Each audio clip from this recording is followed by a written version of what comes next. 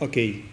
Então, muito boa noite a todas e todos. É um enorme prazer estar aqui com vocês. Primeira vez que eu venho aqui no Mato Grosso do Sul. Eu sou professor de filosofia na UFMG e as minhas pesquisas não são especialmente direcionadas à filosofia política, mas nos últimos tempos eu tenho me interessado bastante por crítica cultural e crítica da sociedade, porque as minhas pesquisas versam prioritariamente sobre autores da Escola de Frankfurt, particularmente Theodor Adorno, e nós sabemos que os autores da Escola de Frankfurt, como o Marcuse, o Walter Benjamin, Marx Horkheimer e o próprio Adorno, têm uma filosofia social, e isso os aproxima de uma filosofia política.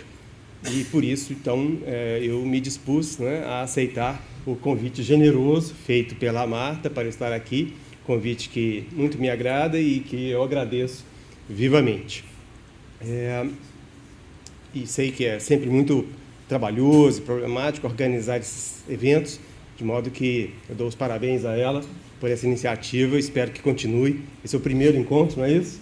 Eu espero que haja 2, 3, 4, 5, e espero estar em todos nessa série. Eu espero que ela continue, seja longeva. Muito bem. A minha proposta é de falar menos de aspectos técnico-conceituais sobre política e mais versar sobre uma perspectiva filosófico-psicanalítica sobre o que significa constelação subjetiva que norteia a participação política, a visão, a leitura do cenário político, do que isso significa para a individualidade contemporânea. Então, a minha pesquisa atual faz uma conexão entre conceitos filosóficos e psicanalíticos, que giram ao redor de uma concepção da política, da sociedade, do cenário como um todo da nossa sociedade contemporânea, em termos de fenômeno estético. E é um pouco isso que eu vou fazer aqui. Meu texto gira em torno de filosofia, psicanálise e estética. Vamos ver se vai dar uma boa salada.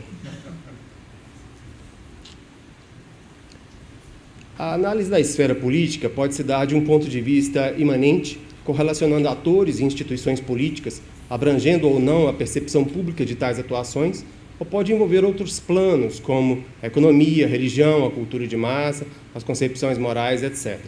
Quanto maior o isolamento da esfera política, mais a análise se torna suspeita de ser ideológica, pautando-se pelo desejo de ratificar na teoria o movimento de ocultação da maciça influência de grandes interesses nos destinos do corpo social. Além do enorme peso dos fatores econômicos, como Marx ressaltou ao longo de sua extensa obra, a moldagem da mentalidade pública através dos meios de comunicação em massa seria um fator determinante que extrapola substancialmente as análises realizadas pelo filósofo alemão do século XIX. Como diz Jean Baudrillard, a realidade social se divide em uma esfera da produção e uma esfera do consumo, que se influenciam reciprocamente de forma decisiva, mas também podem ser analisados segundo princípios distintos, particularmente no que concerne à lógica motivacional dos atores envolvidos em cada caso. Então, essa é, digamos assim, o ponto basilar que vai nortear a minha fala aqui, que é de pensar a política como um fenômeno inserido em uma sociedade dividida essencialmente entre uma lógica dialética da produção dos meios de subsistência da sociedade e uma lógica do consumo, o modo como se absorvem as diversas mensagens políticas, religiosas, morais, de gênero e uma série de outros elementos que configuram o olhar do público a partir de uma determinada lógica operativa ao redor da ideia de consumo.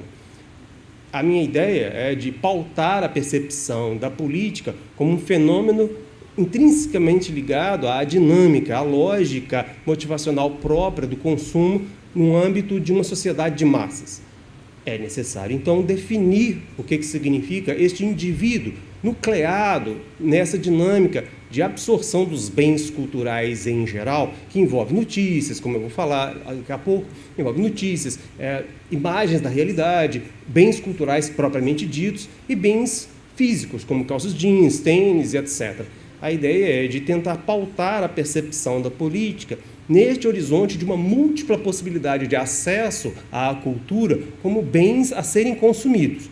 Trata-se, digamos assim, de fazer uma leitura da vida política, das possibilidades de engajamento, de recusa de engajamento, de recusa dos processos de mediação, essas coisas todas, através de uma chave conceitual que engloba o fenômeno da cultura de massa como onipresente, como algo do qual não se pode escapar, não se pode evadir, sob pena de fazer uma abstração radical do que significa a lógica da política na contemporaneidade. Nosso objetivo é analisar alguns princípios de constituição da mentalidade individual e coletiva, que pautam em grande medida a percepção e a atuação políticas, conferindo especial atenção ao consumo das imagens e valores propagandeados pela cultura de massa. Nosso ponto de apoio principal é a teoria psicanalítica, o que não implica, porém, a restrição ao complexo psíquico individual, tampouco sua aplicação direta no âmbito coletivo, social e político. Nesse ponto, concordamos com Theodor Adorno, quando diz da diferença entre esses dois planos como sendo uma diferença qualitativa, e não apenas uma diferença em termos de graus de generalização. Embora não seja objetivo nosso focalizar questões metodológicas, gostaríamos de defender como pertinente o emprego de conceitos ligados à psicologia individual ao âmbito macro, social, particularmente quando utilizados como princípios hermenêuticos, de interpretação dos produtos de cultura de massa. Nesse momento, os resultados da análise alcançam imediatamente uma significação societária e mesmo política, no sentido mais específico, devido à presença quase universal dos produtos midiáticos, pois cada indivíduo se vê intimamente conectado a uma conformação de perspectiva de mundo que, na verdade, se alastra por dezenas ou centenas de milhões de outros indivíduos. Então, esse parágrafo metodológico, ele quer apenas pontuar o seguinte: nós vamos usar conceitos psicanalíticos, que é uma ciência voltada especificamente, pelo menos no que concerne a seu impulso inicial, à psique individual, quer dizer, ao movimento de percepção de mundo centrado na lógica do eu, da relação entre as diversas instâncias psíquicas e etc. Então, sempre se levanta a questão da legitimidade da aplicação de conceitos micro no âmbito da lógica da massa, dos movimentos sociais, da lógica partidária, dos processos de representação em termos de visibilidade da sociedade e da lógica de orquestração dos movimentos econômicos, como movimento de bolsa de valores e uma série de outros aspectos.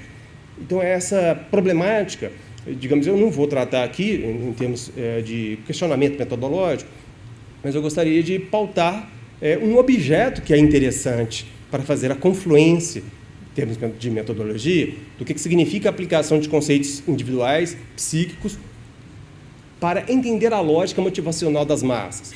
E aí, este objeto é propriamente a cultura de massa, porque ela é, ao mesmo tempo, um fenômeno social, um fenômeno de matiz político na medida em que veicula mensagens políticas diretas, influencia na mentalidade política, produz reconhecimentos e divergências, dissonâncias no próprio corpo político e etc., ou seja, já tem uma atuação política direta, quanto também ela conforma as mentalidades, de uma maneira em geral, que moldam também a própria percepção política fora, desconectado do âmbito das instituições, como é o caso de organizações sociais,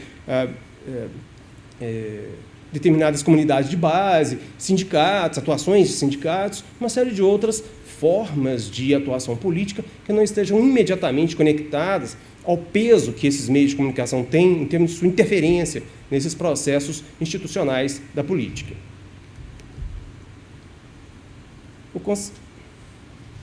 Para cá? Beleza, obrigado. O conceito psicanalítico mais relevante para a nossa argumentação é o de narcisismo, permitindo vincular os processos individuais de subjetivação à unidade social e política. Ele foi empregado por Freud em seu importante texto Psicologia de Grupo e Análise de Eu, para mostrar o quanto a unidade coletiva, principalmente aquelas criadas artificialmente, a saber, na igreja e no exército, consiste na formação de vínculos libidinais, sexuais, afetivos entre os indivíduos, ao deslocarem o investimento afetivo de seus próprios egos para a pessoa de um grande líder. O ideal do eu, constituído ao longo da história individual, é, por assim dizer, absorvido e virtualmente substituído por esta figura central, conferindo grande importância aos mecanismos de identificação, ou seja, Cada membro do grupo identifica-se com o outro e todos em conjunto se identificam com o líder. Essa é uma lógica de articulação que o Freud propôs ao pensar o quanto é que os movimentos de constituição da imagem de si participam nuclearmente na constituição de uma identidade coletiva, na medida em que cada um, constituindo a si próprio, em termos de seu espelhamento de si, em seus ideais, projeta este conjunto de elementos idealizados na figura de um grande líder que, assim, vai absorver os investimentos de afirmação de si, de modo a fazer com que, então, haja uma espécie de identificação horizontal por parte de todos os membros de um determinado grupo e uma identificação vertical na medida em que todos se identificam com o líder. Nesse momento, há um processo de destituição de si, em termos de instância primeira, muito vinculado ao fato de haver uma espécie de vivência de insuficiência da identificação de si, em termos da capacidade que cada um pode ter, alcançar, produzir efetivamente a satisfação de ser si mesmo. Então, a cessão, o fato de ceder algo da sua própria identidade para um grande líder, faz com que cada um, então, possa se retomar em outro plano de identificação com vantagens. Por quê? Porque cada um vai, então, se nutrir de tudo isso que foi cedido por cada um na figura deste grande líder. Há uma espécie de refluência para o corpo coletivo daquilo que foi cedido, abdicado, renunciado no plano individual.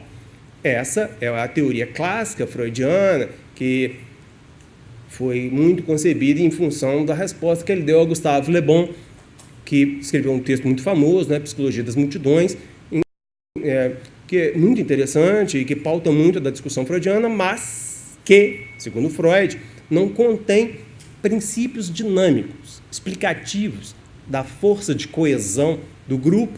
É também, algo que é mais interessante, pelo menos atualmente, que é a exclusão dos grupos, o modo com que esse fenômeno do in-group e do out-group se potencializa nesses processos de identificação libidinal horizontal entre os membros e esse vertical de todos para com este líder que absorve essas identidades, ou melhor dizendo, absorve esses investimentos identitários, de modo a devolver a cada um esse investimento potencializado, multiplicado pelos olhares que se coagulam na figura deste grande líder.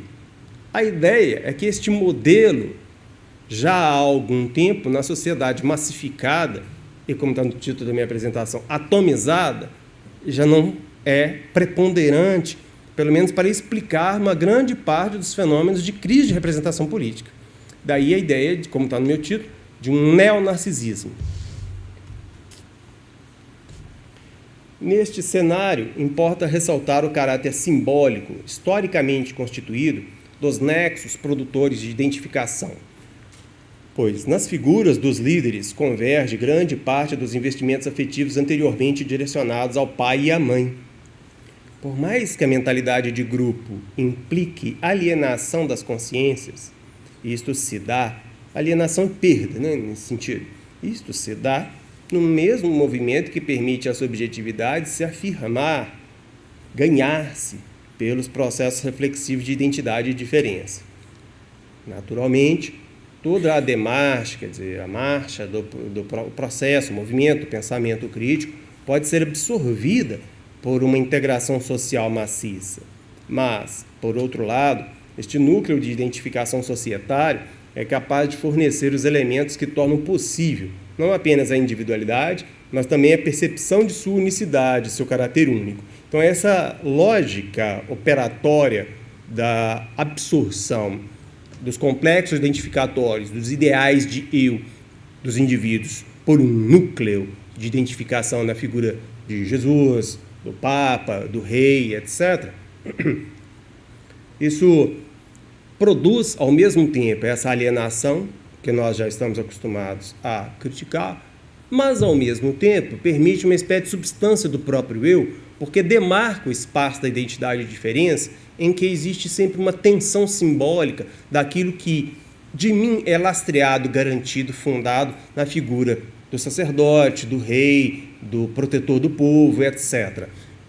nessa medida, há uma espécie de preenchimento simbólico do indivíduo via associação de identificação com este grande líder, em virtude do fato de que isso espelha processos de constituição da identidade fortes, em termos de ontogênese muito importantes. Ou seja, ontogenia é a origem do próprio indivíduo, que é essa vinculação de proximidade do pai e da mãe, em que vigoram dois afetos importantes, que é da admiração e do ódio, ou do amor e da rivalidade, que norteiam muito a dialética dos afetos contrários, excludentes, às vezes convergentes, em termos dessas figuras que vão pautar a mim mesmo no meu processo histórico de constituição de mim, como diferente do que eu sou a cada momento, que eu deixo de gostar de uma coisa, passo a gostar de outra, etc. A ideia é que esses processos clássicos de formação da identidade, eles produzem formas, eles dão elementos para que o indivíduo possa questionar os processos de identidade e diferença. A partir das leituras de teóricos contemporâneos, como Theodor Adorno, Jean Baudrillard, Zygmunt Bauman e Gilles Lipovetsky, dizemos que este complexo dos processos de subjetivação atravessou mutações substantivas, dentre as quais destacamos a passagem de uma nucleação simbólica da subjetividade para uma outra, mais fluida, líquida, usando a conceituação famosa do Bauman, contingente, aí a palavra vem do Lipovetsky, situada na superfície dos valores de signos dos produtos e serviços, principalmente das mercadorias culturais. Para analisar essa transformação operante no capitalismo tardio, particularmente após a Segunda Guerra Mundial, precisamos abordar os princípios de constituição subjetiva em jogo na cultura de massa, começando por sua dimensão narcísica. Então, nós temos uma espécie de novo paradigma de constituição das identidades. Este novo paradigma substitui este enraizamento simbólico de vinculação das identidades por um outro, em vez de simbólico sígnico. E essa é a mobilidade dos signos que flutuam ao redor da contingência das tendências históricas, da moda, da produção dos olhares através da cultura de massa, essas coisas todas, fundam uma nova possibilidade de plasticidade dos processos subjetivos, de constituição das identidades, que pauta esse fenômeno analisado pelo Lipovetsky, que é o vazio social. Ele tem um livro muito famoso, que eu recomendo a todos e a todas a lerem, que é A Era do Vazio.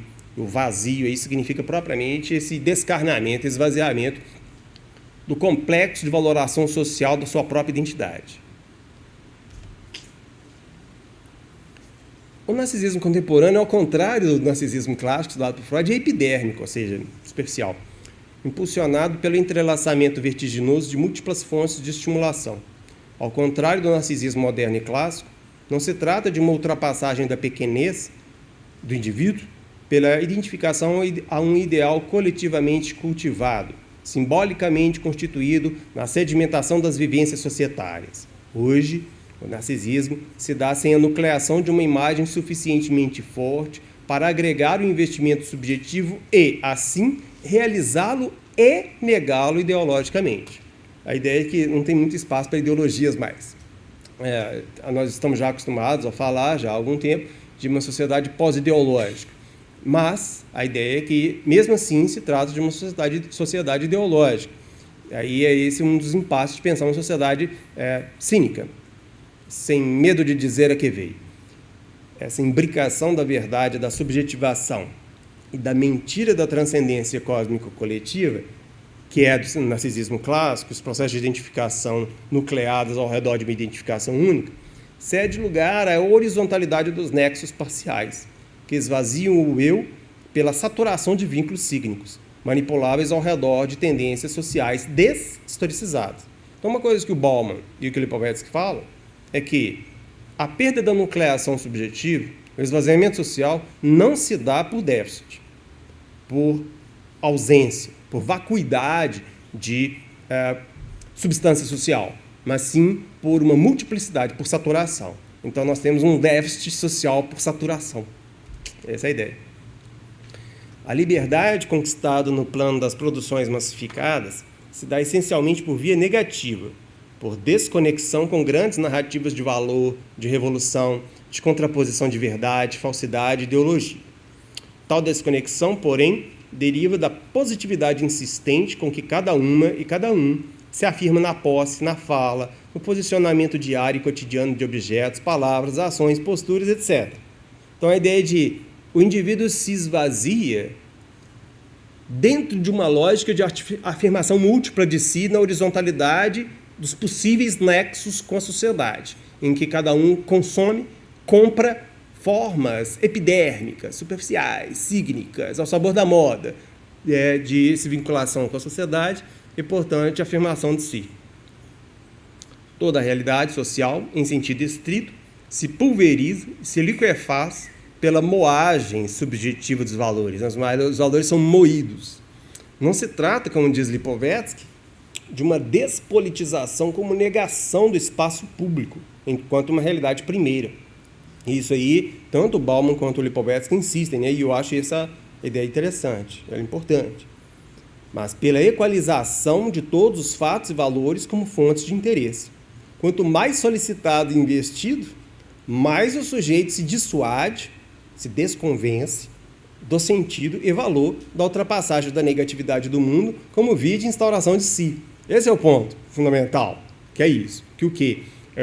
Quanto mais somos solicitados a nos interessar por múltiplas coisas, pela altura da saia da atriz tal, pelo namorado de uma apresentadora famosa, pelo não sei o que, etc. Quanto maior a multiplicidade de investimentos, atenções, focos de atenção, mais o sujeito se esvazia. Porque ele se preenche com essa vacuidade de representações multiplicadas, ao sabor das vicissitudes do olhar societário que sistematicamente leva as pessoas a não se afirmar pelo prazer de negar, ultrapassar, transcender, superar a negatividade do mundo. A negatividade do mundo, que é o que poderia conferir substância egóica a cada um, é dissolvida na multiplicidade de elementos que atraem sistematicamente o olhar de todas as pessoas. Nós somos esvaziados por saturação de associações parciais. Esse é o ponto.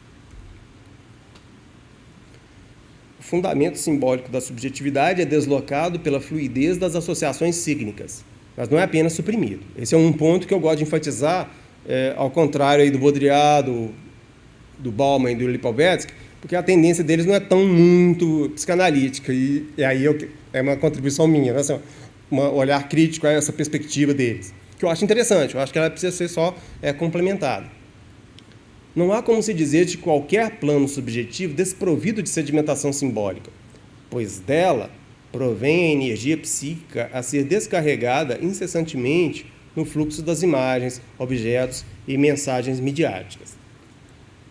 Pode-se falar de um idealismo resignado como sombra constante da luminosidade da mercadoria em que a cultura se transformou. Não há propriamente uma derrota, mas uma insuficiência por princípio em qualquer projeto, pois este não se determina pela superação da parcialidade e das contingências materiais do mundo. A resignação ao modo de o mundo se fazer é uma forma de ratificar a perda dos grandes ideais, mas, ao mesmo tempo, revela o desejo de ultrapassagem da própria contingência, que se realiza, todavia, por afirmação constante de si. Então, esse parágrafo ele ficou muito condensado, ele conjuga diversas ideias, que é de falar que a vacuidade de sentido que nós presenciamos através dessa rede superficial de infinitas conexões, de alguma maneira é sempre nutrida por um excesso simbólico que insiste em permanecer. Esse excesso simbólico não digerido, não metabolizado, entre aspas, não escoado por essas associações epidérmicas do nosso narcisismo contemporâneo, explicam, do meu ponto de vista, a manutenção de diversos sintomas clássicos da psicanálise freudiana, como é o caso, por exemplo, de infinitas formas de conversão histérica, como fibromialgia, a própria depressão melancólica, diversos elementos, como, por exemplo, alergias. Alergias são um elemento altamente revelador dos processos sistemáticos de conversão histérica, que é um fenômeno clássico da teoria freudiana. A ideia é que não existe esvaziamento simbólico que seja pautado pela vacuidade simbólica dos investimentos. O que há sempre é uma negação sistemática dos processos de retroação simbólica, da simbolização reflexiva do sujeito sobre este peso arcaico, fundamental, enraizado do seu inconsciente simbólico. Então, o que nós temos é uma espécie de desperdício sistemático de uma energia psíquica simbolicamente estruturada em meios que falsificam sistematicamente esta origem simbólica, dando lugar, então, a múltiplas formas de desaguadouro dessas tensões psíquicas que são clássicas, que, digamos assim, demonstram claramente que, por mais pulverizado que o sujeito seja, nas suas infinitas formas de liquefação, nos signos da moda, do consumo, essas coisas todas, ele ainda padece de um núcleo simbólico forte que jamais será exaurido e que o faz sempre retroagir em termos de sua demarche, da sua marcha de conquista de si mesmo, em termos da sua possibilidade de entender a si mesmo como um sujeito que caminha superando a sua própria negatividade. Essa é uma temática muito dura, muito difícil de explicar agora em poucos minutos. Na medida do interesse de vocês, a gente pode voltar a falar dela no final.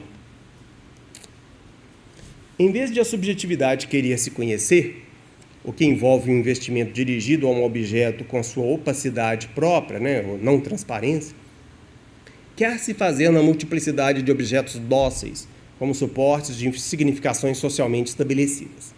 A desafecção social, quer dizer, a diminuição da importância do sentimento nas conexões entre os indivíduos, provém de uma onipresença de valores sociais pré-digeridos, pré-ordenados, passíveis de adesão na superfície da subjetividade. A desafecção é fruto de uma espécie de pré-digestão dos sentimentos, uma pré-digestão do que significa gostar. O que é uma pré-digestão do que significa desejar? Nós já entramos no mundo, nós estamos no mundo em que a gente já tem uma pré-codificação do que significa o desejar. Na medida da desistência de ultrapassar a negatividade do plano coletivo, instaura-se a vacuidade do indivíduo como ser social. E esse é o núcleo aí da teoria do Lipovetsky. Nesse cenário, a cultura de massa fornece todos os mecanismos e ingredientes para a tradução do mundo como objeto para consumo próprio, como diz Baudrillard, operando uma metamorfose essencial da objetividade histórica. Não vou ficar comentando tudo, porque senão não dá tempo, né? Fica até meia-noite. O cotidiano privado não é apenas um outro plano do real, cindido entre o objetivo e o subjetivo.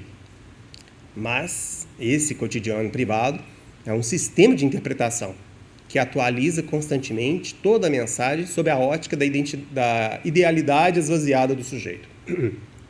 Isso implica, entre outras coisas, que a negatividade das diferenças entre si e o outro não é ultrapassada na constituição de um ser social, coletivo, mas na duplicação decalque da esfera individual no espaço público. Isso aí eu estou fazendo um mix do Lipovetsky com Bauman, que me parece bem interessante. A ideia é de que o ser social foi substituído pelo decalque social da individualidade. Esse é o ponto, esse é o conceito nuclear. O espaço público, passa a ser palco de projeções personalistas, personalizadas, momento em que a visão moralista de mundo ganha supremacia cada vez maior. O salto, a ponte para o político, a ponte que atravessa as diferenças, é anulado pela aplicação mimética, especular, imitativa da esfera interior no plano das conexões políticas. De forma análoga a como o sujeito desiste de se conhecer, renuncia também a compreender a diferença qualitativa do político perante o imaginário individual. Daí decorre um princípio explicativo da crise da representação política, pois a representatividade pública é movida pela dialética entre ser e não ser, fazer-se e deixar ser feito, desejar e não se satisfazer com a expressão autoritária do desejo. Então, quem já participou de uma eleição de DA ou de DCE sabe o que significa isso. Você está num grupo de 12 pessoas. A sua vontade não pode ser a única que vai ser vigorar ali o tempo todo. Você precisa se fazer representar nas vontades dos outros, no que os outros aceitam como proposta do grupo, como um todo. Quer dizer, você está sendo representado mesmo quando você fala, porque você fala dentro da lógica do grupo. Muitas vezes você diz, eu quero isso porque você sabe que é o que o grupo vai aceitar da sua fala. Quer dizer, você mesmo se representa na medida em que você fala dentro do horizonte da lógica do grupo, ou seja, da lógica da política. Então, eu digo que a política é o espaço da representação, mesmo de si, mesmo quando se fala em primeira pessoa, pelo fato de que a lógica do movimento de progresso da política se dá por esta lógica de orquestração dos olhares coletivos para uma determinada realidade. A ideia é que essa diferença entre o que eu sou e aquilo que eu sou capaz de falar, entre o que eu penso e aquilo que eu devo falar, o que eu quero e o que eu aceito que os outros pensem de mim, é uma dialética. Isso é essencialmente dialético. Por quê? Ela faz o tempo todo vinculação entre ser e não ser. Quero e não quero, aceito ou não quero, não aceito, mas quero, etc. Uma série de outras coisas.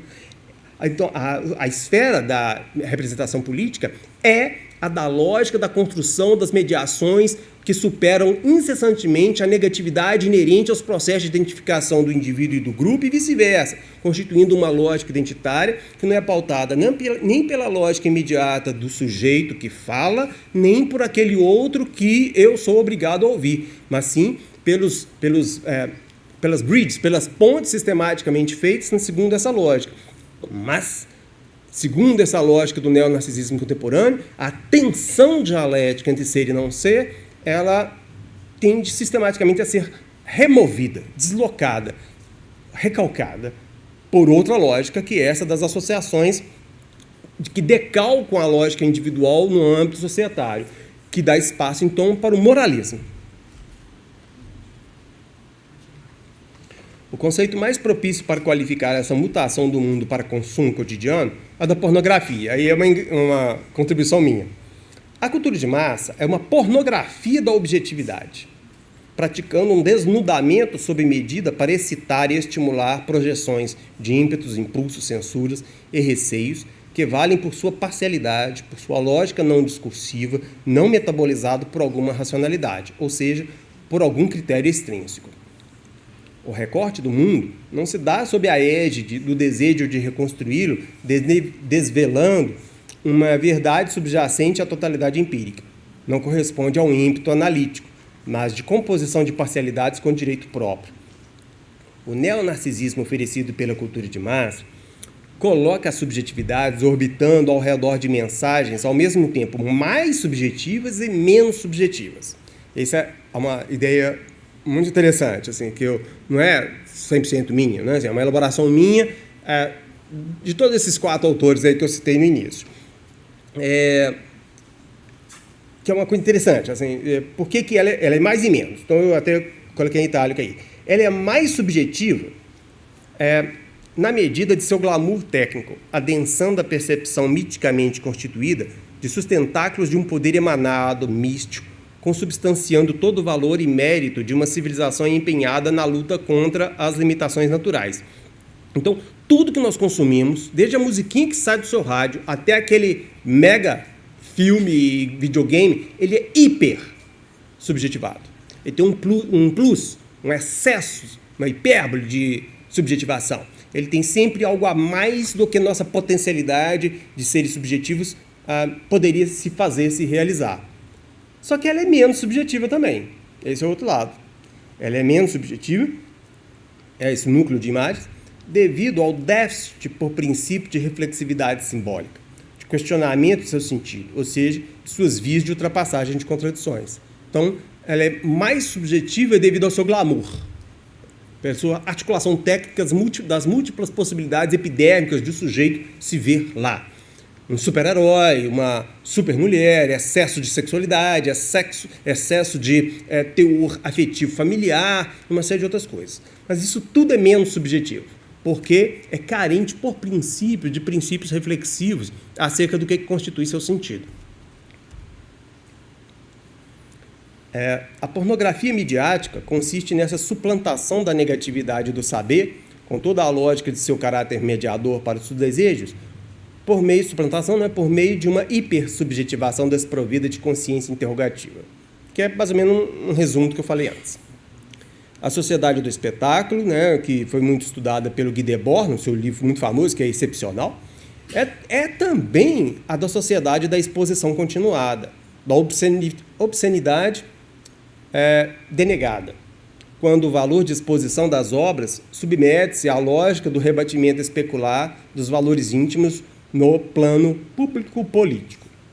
Os crimes que mais causam comoção na esfera pública são os que traem a cortina do moralismo privado, demonstrando de forma cabal que a primeira é lida como um decalque deste último, desconsiderando grotescamente a mutação substantiva entre eles, que é algo que esses autores aí em geral falam, entendeu? Que causa mais impacto midiático e que move mais as pessoas é aquilo que, de crimes, né, assim, no âmbito político, que podem ser lidos sob a ótica individual. Então, crime de pedofilia e uma série de outros que, digamos assim, desnudam a lógica individual no plano da política. Esses são os que causam mais desconforto.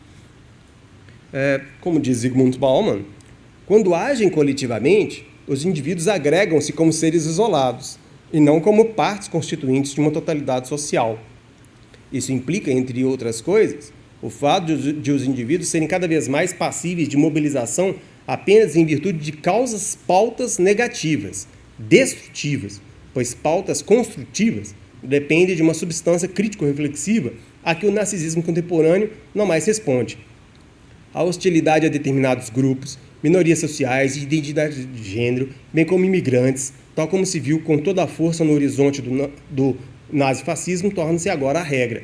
Então a ideia é que, em nossa sociedade cada vez mais atomizada, né, dispersa nessa multiplicidade de seres individualizados e contentes de serem individuais, de não se definirem pela carga simbólica historicamente sedimentada dos nossos ideais coletivos, nós somos muito mais mobilizados na medida em que nós combatemos alguma coisa, nós negamos algum direito, nós expurgamos alguém, nós negamos alguma coisa. Pautas propositivas, pautas construtivas nos mobilizam menos. Por quê? Porque elas necessitam deste salto para o social, ou seja, necessita de um preenchimento social, que é isso que o Baudrillard, o Bauman e o Lipovetsky falam. Nós somos esvaziados dele. Então, cada vez mais, nós decalcamos a lógica de um sujeito esvaziado dentro de si na lógica de um esvaziamento da política. E um dos sintomas disso é que as massas são muito mais manipuladas, elas inflamam mais por pautas destrutivas, de cerceamento do outro, de negação, de interdição de direitos, essas coisas todas. Pautas construtivas de fazer coisas, implementar políticas, isso aí é muito difícil. Ainda segundo Bauman, toda a atividade de consumo é individual, mesmo que se dê fisicamente na companhia de outras pessoas, pois sua lógica, fundada historicamente, é a de negação da realidade como fruto da construção social. Essa é uma ideia legal. Quer dizer, todo mundo vendo, assim, 7 amigos vendo um jogo de futebol na televisão, todos têm um gozo individual, embora estejam 7 juntos ali. Isso parece difícil de entender, né? Porque aí todo mundo pensa, não, os 4 são amigos, eles estão rindo junto com o outro, etc. Estão rindo junto, fisicamente, estão ali agrupados segundo uma socialidade que é extrínseca ao próprio prazer com a própria obra. Difícil de defender isso, né? Difícil você dar uma aula para uma turma e fala isso, você tem que estar preparado para 20 perguntas. Não, discordo, não é possível, como é que é isso? E aí uma das explicações é essa aí, ó. Trata-se do usufruto final do já construído, já amadurecido, já pronto para ser digerido como recompensa posterior ao ato de trabalho, como um benefício, uma dádiva, um dom. Assim, quanto mais exercício no gozo consumptivo do consumo, maior a negação de nossa substância social. Tanto mais reafirmamos nossa condição de apêndices da realidade constituída e construída socialmente. Então, toda atividade do consumo é um exercício na nossa condição de usufrutuários de um bem coletivo já pronto, para o qual eu não contribuí, mesmo que eu trabalhei 8 horas lá no escritório, essas coisas todas. Porque lá eu não me reconheço como agente, como autor do trabalho. Como disse Marx, né, trata-se de um trabalho alienado, em que o sujeito não percebe a sua substância humana no fruto do seu trabalho. Diante de exaurir o processo de reconhecimento do sujeito, o que acontece na sociedade que cada vez mais é consumptiva? É que nós sistematicamente recuperamos a posteriori, segundo uma outra lógica, a nossa substância social nos bens de consumo como dádivas, como bens, como algo que a sociedade nos oferece. Ou seja, todo ato de consumo é um ritual sistemático de acomodação das mentalidades a apenas apêndices, usufrutuários, posteriores, de todo o processo de produção da riqueza social. Cada prazer obtido por meio da cultura de massa significa um suborno, uma propina, se quiserem, para que fechemos os olhos a toda a face negativa de injustiça social que pesa sobre os menos favorecidos. A todo momento somos convencidos de que a realidade não pode ser tão ruim quanto afirmam as críticas ao caráter inumano da realidade capitalista. Dizer que a cultura de massa oferece satisfações substitutivas deve ser lido em uma perspectiva mais fundamental do que a da oferta de prazeres que compensam a ausência de outros, mais substanciais. Significa, mais primordialmente, a transposição do plano material dialético da realidade para a identificação imagético-imaginária à lógica do uso, usurpação dos frutos do trabalho. O consumo nos posiciona sempre como receptáculos de benefícios situados na ponta do processo de produção e, segundo a dinâmica constituidora das individualidades, além da correlação entre ganho e investimento, pois o prazer consumptivo tende a repor, a posteriori, só depois, a dignidade perdida na exploração reificadora da mão de obra. Então, a ideia é que vamos por assim, para simplificar, cada prazer que se tem com a indústria cultural é uma espécie de suborno que a classe média aceita para fechar os olhos para os malefícios, os prejuízos da classe baixa, a pobreza. Então, nós fechamos os olhos à desgraça de toda a sociedade marginalizada, da favela, essas coisas todas, porque incessantemente nós somos recompensados com prazeres pulverizados ao longo do cotidiano. Ou seja, nós somos comprados, a nossa consciência de classe média é sistematicamente comprada com os infinitos prazeres baratos, cada vez mais baratos, que nós temos, que seja, não precisamos gastar muito, no âmbito da sociedade. Então, a indústria cultural, a cultura de massa como um todo, é uma enorme maquinaria de produção de consciências reificadas e, mais do que isso, resignadas, porque nós somos comprados com uma prova contundente de que o capitalismo não pode ser tão ruim quanto todos os esquerdistas, todos os críticos desgraçados falam o tempo todo para mim. Olha como é que é gostoso viver na sociedade, não é isso? De manhã eu saio ouvindo minha musiquinha predileta, depois eu compro uma calça jeans gostosa, legal, tomo minha cervejinha. Pô, esquerdista é demais, não é não? Quer dizer, nós sistematicamente somos subornados a esquecer, a fechar os olhos à injustiça social. Ou seja, nosso narcisismo é premiado sistematicamente na medida em que nós, então, fechamos os olhos à negatividade, tanto nós quanto a realidade. A cultura de massa é profundamente antidemocrática e antipolítica, desfazendo sistematicamente o plano de atuação superindividual pela obsessividade de autoprodução contínua. Isso aí está no Bauman lá. Tal como diz o Bauman, a individualidade moderna é marcada como sendo uma tarefa reiterada continuamente. Uma plástica não apenas individual, mas individualizante, que, ao fim e ao cabo, apenas retira a substância subjetiva. O sujeito é premiado pelo esquecimento de si com a encenação contínua de sua consecução. Então, nós somos premiados também, nós somos subornados a esquecer de nós mesmos, a não pensar em nós. Porque, afinal de contas, a gente pode se produzir continuamente, a partir de nossos múltiplos nexos com a realidade. Redes sociais, a sua calça jeans, a sua cervejinha. A gente se produz o tempo todo, multiplamente. Para que a gente precisa se encontrar? A gente se produz tanto? Esse é o ponto. Esse ponto os conceitos de pseudo-atividade, pseudo-individuação de Adorno mostram-se pertinentes, pois cada pessoa atualiza-se atuando em conformidade a princípios de socialização nos quais não necessariamente acredita.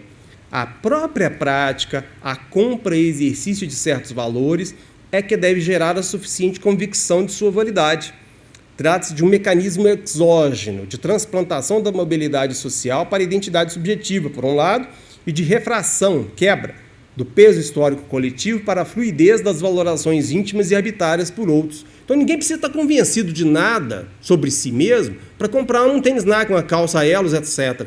A compra já é algo que se reforça continuamente. Então trata-se de um sujeito que acaba acreditando que ele é aquilo, de tanto que ele se produz sistematicamente. Então o indivíduo ele se forma pela adesão a múltiplas práticas que são veiculadas sistematicamente nos meios de comunicação. Das diversas consequências dessa individualidade atuarial, uma bem significativa é a de sempre se pôr a serviço de tarefas de reposição da normalidade estética, empregatícia, afetiva, familiar, de saúde, etc. A vida inteira, isso aí é o Lipovetsky falando, é muito engraçado, mas a gente se identifica imediatamente com o texto. A vida inteira é posta sob o regime de prejuízos a serem recuperados e evitados, de gorduras a perder, de calorias a economizar, de prazeres a não desperdiçar, de oportunidades a aproveitar, etc. Todo mundo tem a sua tabelinha de calorias que ganhou, perdeu, o que eu devia ter visto essa semana que eu não vi, de tantas coisas que eu tinha feito e deixei, etc. Ou seja, a gente vira uma espécie de enorme calculador do que podia ser feito e não evitado, aproveitado. Trata-se de uma economia generalizada do bem-estar individualizado, que torna toda a massa de seres despossuídos sempre mais cara do que o lucro astronômico de poucos banqueiros. Essa é uma outra temática que não vai dar para falar aqui. Isso aqui eu vou deixar. Pode fechar. Beleza. Muito obrigado.